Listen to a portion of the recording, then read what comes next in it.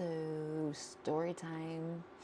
So, it's funny though. It's not, but I mean, it is now, I guess, about my mom. When I was 17, I was burning a lot of incense in my bedroom. I loved the smell of incense, right? Who doesn't? I don't know. Well, come to find out, I was trying to cover up cigarette smoke. Who'd have thought? Because I smoked a cigarette in my bedroom. Okay, my parents did not smoke. I guess I thought that they wouldn't notice if I used incense or whatever. Like, I literally thought smoking a cigarette out my bedroom window. I was out the window, right? Everybody was bad when they were a teenager, and if you weren't, you're probably still not cool. And I don't know why you're watching me, because I'm cool, we cool, right?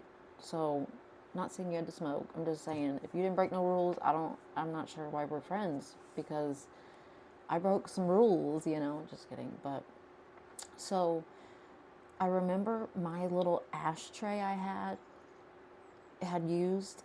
I put it under my bed. Maybe that's what brought the smell, but my mom was so fucking nosy. I had no privacy. Still to this day don't, from her. But anyways, I noticed my ashtray was empty, and I was like, what the fuck, right? So I think it happened 2 more times tops, maybe. And my parents were like, listen up, we know you've been smoking in your room. I was like, psh, no you don't. They're like, yeah, we want to show you something, come here. And they had me look outside and look at my cigarette butts. Or ashes or something. I don't think it was cigarette butts, because I had put those in the ashtray, but it was like ashes or something. I'm not sure. On the back of the house, I don't know. But they caught me, right? And they were like, and for this, we're taking your bedroom door. And I was like, what? They're like, yeah, you are not having a bedroom door because you're going to smoke in there again. And on top of that, my mom wanted to search everything I had brought in the house and took out the house, like as if I was a damn terrorist or something. It was just a cigarette lady, and a good smack on the wrist is probably enough. But my parents had to take it to the extreme and take my bedroom door, so I couldn't hide anything. I also did not ever get my bedroom door back. So I was a 17-year-old teenager, 18 to 19, because that's when I moved out. I had no privacy. I had to change over, like, out of view. And they were just, parents both, my sisters not so much, but my parents both would, like, look towards my room when they'd walk by. Maybe out of habit, not like because I was changing, not like that, no. But I don't know why, but they just did, because I seen it every time, because, you just notice that shit when it's your room and you don't have a door. So anyway, that was kind of invasive.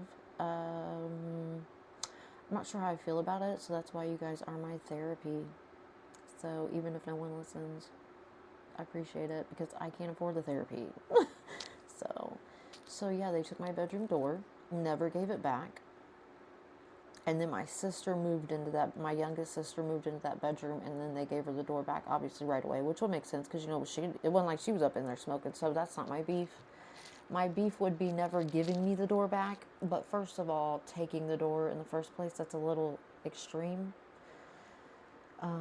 But we could fade into the grounded story, like how I was always grounded. Every single summer, I was grounded. They come up with something to ground me with. It was usually because of grades. So if I had anything below a C, I was going to be grounded. Not just for like whatever, but for the whole summer. And this only applies, okay, on breaks. So during the school year, you're going to be grounded, for your report card, because it was inevitable. I came from a public school, okay? I had the little red ribbons, the blue ribbons. I had straight A's. I was an A honor roll. Then I went on to AB honor roll. I got blue ribbons, okay? When I was really little, then in 4th grade, they switched us down here to this rich bitch club area.